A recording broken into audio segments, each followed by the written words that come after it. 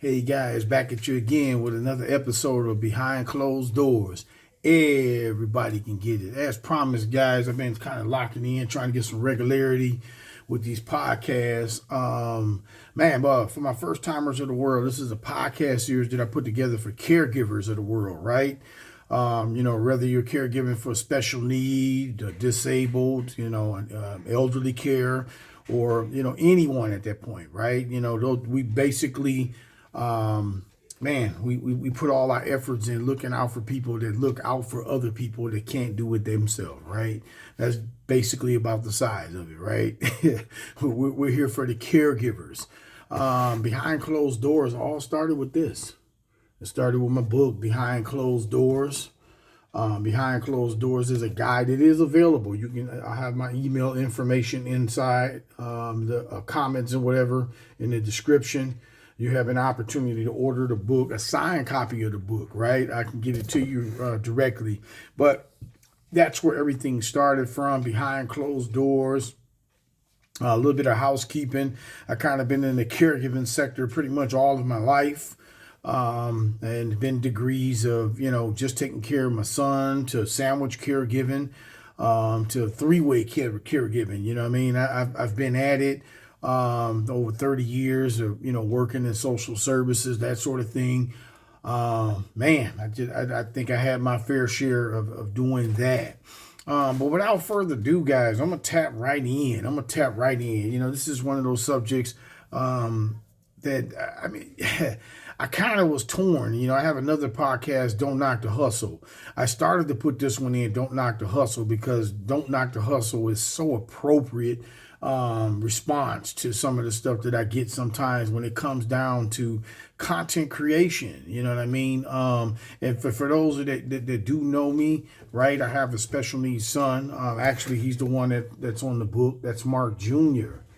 Mark Jr. is 11 years old. He has Down syndrome, autism, ADHD. He is definitely 24-hour care. We homeschool Mark. Right now we homeschool Mark, and man, it's a 24-hour, 7 days, whatever, right? We're here every day, all day with our son, and man, with that. One of the things that I had to come to the conclusion of taking care of him, but also taking care of the rest of my family, right? And in lieu of all the state cuts, federal cuts, and all the other crap that's going on right now that affected us. At the end of the day, I had to come to a conclusion, right? That, in order for me to make my family the main thing going to have to be my family. Right. And one of the things that I do it's taken off, to say the least. You know what I mean? We're quote unquote viral in some sense. And, I took this opportunity to put my lifestyle in front of people so folks can understand and see things. I had a good friend of mine that reached out to me sometime long ago. Just typical person. He's not taking care of anybody. He don't have a special need loved one, an elder. He don't have any of that, right? And one of the things that I told him that I do is I have this organization called Behind Closed Doors Movement, right? It is a movement, right? We have resources and things like that that's connected to it. Long story short, we talked about, caregiving for a special need loved one. And it was something that he could not fathom, right? And one of the things that he did mention is that he do follow me, right? And he says, Mark, man, I'm glad that you put your content, make it available for the public. And I said, well, it wasn't always like that, right, guys? That was something that was kind of uncomfortable for me. But I thought about, how many lives that can potentially be impacted if I did make my family available. Because Behind Closed Doors, the movement itself surrounds around everything that we do. Right, guys? So at least you got an understanding of when you see Behind Closed Doors, right? Even on our Caregivers Chronicle platform, right? We have a platform on Facebook, and it's kicking butt. But, like I said before, my viral is my content landing in the right lap. My viral is not the numbers, right? You know, man, I'm here to help people, right? And then I'm gonna jump right into my podcast today. My podcast episode today. Let's talk why I post, right? And the people that I live with, that I caregive, and having that experience. Let me do it one more time here, guys. Oh man, I got baffled. See, I should be wearing my glasses. That's what my wife said. I can't find them right now. Give me a minute, y'all. Because all the words, man. You know how you get old, man. You know, words start running, everything start running into each other and all that. So I'm gonna get these glasses out, y'all. So I can be able to read something the right way. Sorry about the little hiccup. I gotta put my red foxes on. Remember Harlem Nights? All right, here we go. All right, let's talk about why I post, what I post, and why people with lived caregiving experience share public instead of staying silent, right? I'm gonna speak for me right now, right? You know, I post, and sometimes I get questions, I get comments, I get weird little I guess reactions from people sometimes when they ask, "Wow, you know how you know you guys post all the time, and you post your family, and you post this and you post that." Hey, I'm gonna tell you, man, I'm very blessed, right? I'm a very blessed guy to be in a position as a father, as a husband, and everything else, to be in a position where I can straighten that out there a little bit. Yeah, I'm in a position where I can be around my family, right? I make my money around my family. Everything that I do is around my family. You know what I mean? And I'm okay with that, right? So, you know, a lot of times people, you know, people don't understand the significance of why I made the decision to put things online.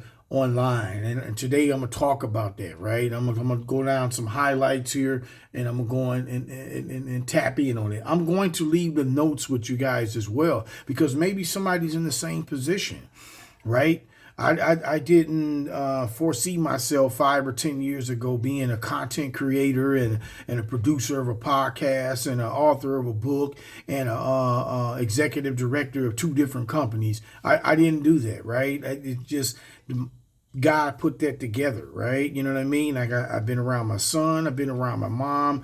God bless her soul, man. She passed in March of this year to, you know, due to Alzheimer's and dementia. So we created a movement that encompasses caregivers, right? Caregivers. So when you see online, you see some of the things that we post, it's our everyday life, right? You know, I didn't know how significant everything that I do, one little moment somebody else seen, and it impact their lives. So I'm gonna dive in, guys. Here is the lessons for those who don't understand. People don't understand why we post.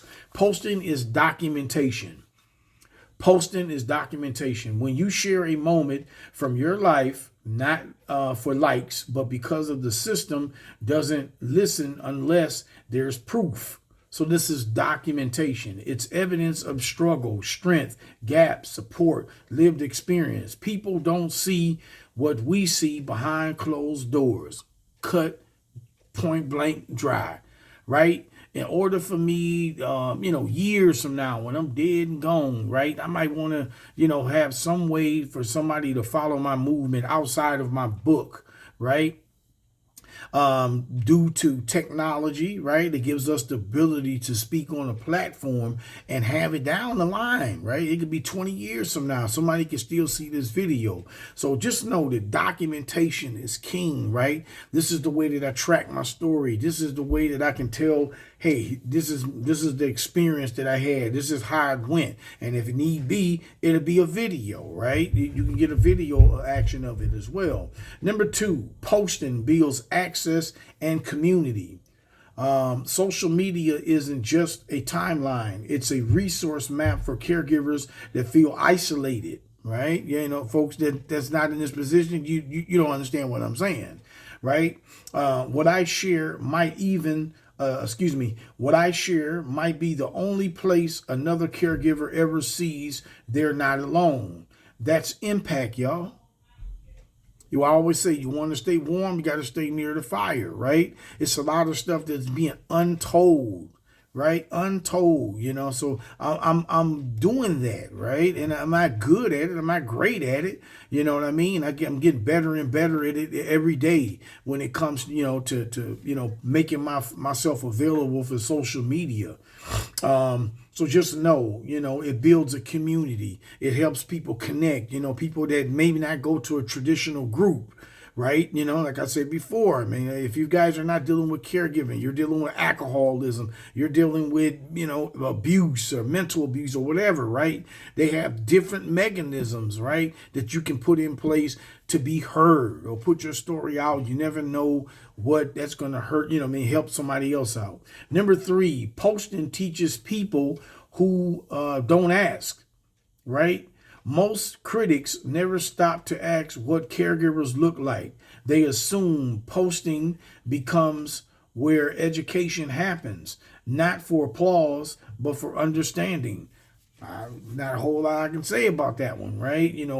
Posting teaches people who don't ask. For the people that don't ask, the people that don't know that what's going on in our lifestyle, right? You know what I mean? Being a caregiver has its woes. Being a sandwich caregiver has its woes, right? It's a lot of stuff that comes with it. So the ability to be able to document it through social media, right? This platform that millions of people look at, right? That's the best way to go. Number 4, posting is advocacy. Posting is advocacy for families living in families living in the margins. Silence doesn't make things better. Posting tells to the world we exist. Our experience matters. Our needs are real. That is why Behind Closed Doors movement exists, amplifying voices, talking to people, and it ain't got to be pretty, right? As you guys see with me, right?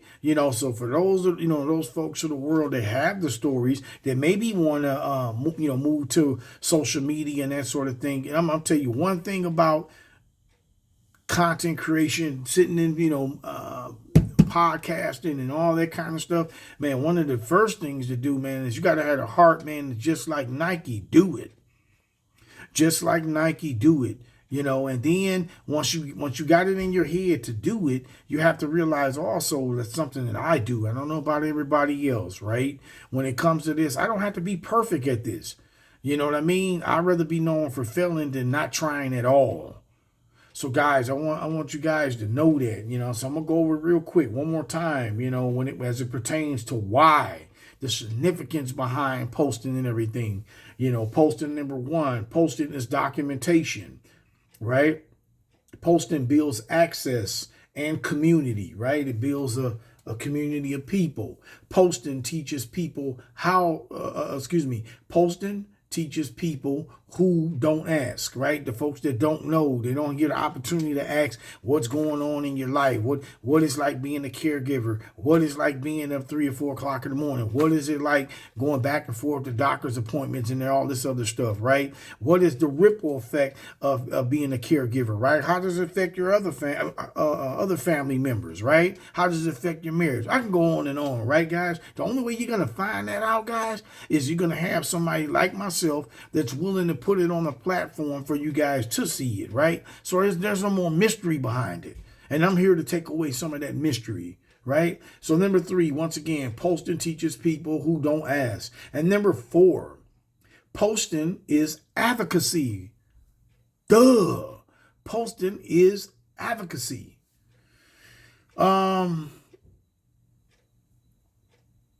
Let me just tap in and make sure I got through all my notes here. So in closing, right, you guys don't you don't have to post like I do. But before you judge someone for posting, ask yourself this.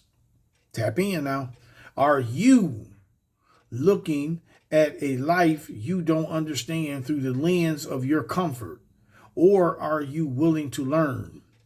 That's the difference between criticism and compassion. That's the fancy way, y'all. I'm going to close out like this. right? At the end of the day, man, you have to find creative ways, right? When you're in a position that caregivers is in, right? I'm speaking for the masses at this point, right? You have to get creative with ways of making money. You have to get creative of getting your voice out. You have to get creative ways of mental health and